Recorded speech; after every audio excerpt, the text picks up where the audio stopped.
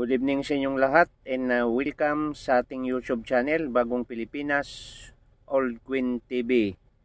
So mga idol, kung kayo ay baguhan pa lang po sa aking YouTube channel, kayo po ay aking anyayahan mag-subscribe po, paki-like at pakipindot ang notification bell para lagi tayong updated sa ating mga ginagawang video mga idol tungkol sa mga lumang barya nung sinaunang panahon. Mga idol, ang ating topic ngayon ay ating pag-uusapan itong baryang ito, itong 50 euro cent, no, from Germany. Kung itong coins na to ba mga idol ay mayroong halaga ngayon sa bintahan, no, sa online. So yun ang alamin natin mga idol. At paalala po, baka mayroong kayong ganitong uri ng coins mga idol. So ayos lang mga idol at iligpit mo na to mga idol, dahil itong barya na to ang pag-uusapan natin ay medyo mataas po ang kanyang value, no? Kahit sa ang website mo ito tingnan mga idol ay magugulat ka sa presyo sa coins na to, no? So bago ang lahat, bago tayo pupunta doon sa value ng coins na ito ay ang lahat ng mga nanonood sa aking YouTube channel, ang lahat ng mga nag-like, nag-subscribe, at ang lahat po ng mga new collectors and sa mga old collectors sa ating barya. So maraming salamat sa panood ninyo at sa walang sawang pagsuporta sa aking YouTube channel, Bagong Pilipinas, Old Queen TV mga idol. So ngayon mga idol, ang topic natin, pupunta tayo doon sa baryang ito, kung ito ba ngayon ay mayroon na bang value sa market. So siyempre mga idol, atin mo nang pag-uusapan, no? Ang barya pong ito ay 50 cent euro, 2002 po ang kanyang date from Germany Queens, no? So na-issue po ito mga idol sa Federal Republic Germany 1949 dated, and ang year po ay 2002. Ang value po niya mga idol ay 50 euro cent, no? So mga idol, makikita po ninyo po yan, no? Ayan, napakaliwanag po ang baryang ito, no? So paalala lang po, baka mayroon kayong ganitong uri ng barya mga idol, 50 euro cent from Germany. Okay, so composition mga idol ay laging magkasama po ang kanyang composition na Nordic gold, no? Kahit i-search nyo ito mga idol, itong barya to ay gold po, no? Ang kanyang composition, no?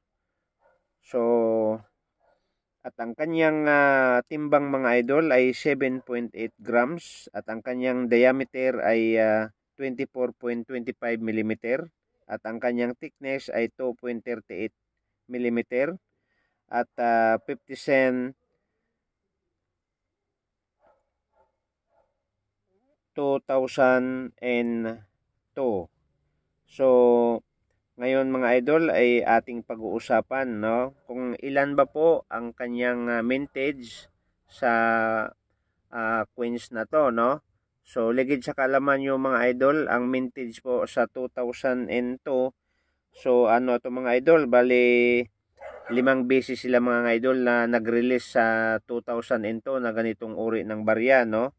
Okay, so unang release mga idol itong barya na to, no?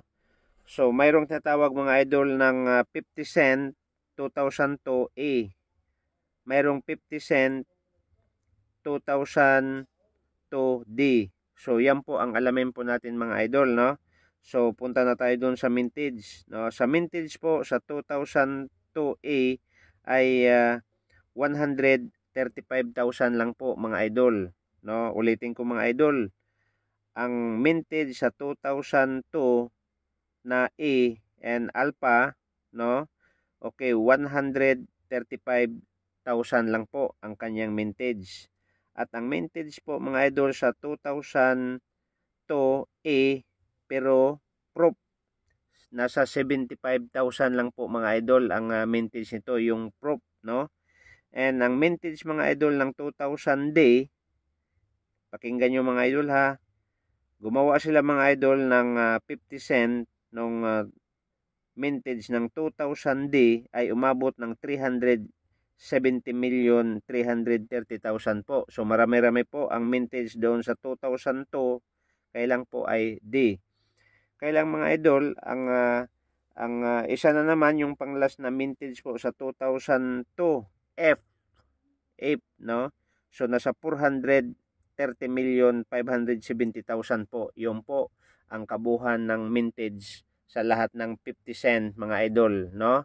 Okay, so ang katanungan mga idol, bakit kaya itong coins na to mga idol, bakit kaya ganun po kamahal sa mga online? So nakakapagtaka po, pero ulitin ko mga idol, so hindi makukumpleto ang ating YouTube channel kung hindi kayo magsa-subscribe. Paki-like lang po at pakipindot ang notification bell.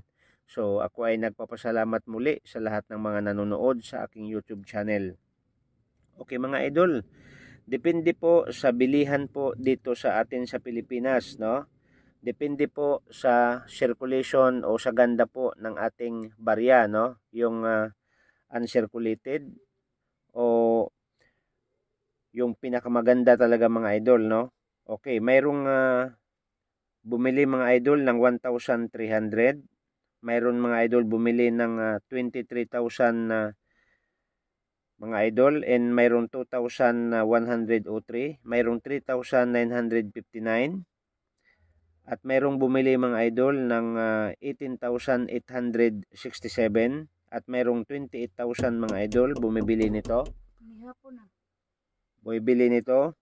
And mayroon mga idol is 40,532 pesos, no? So yan po ang kabuuan ng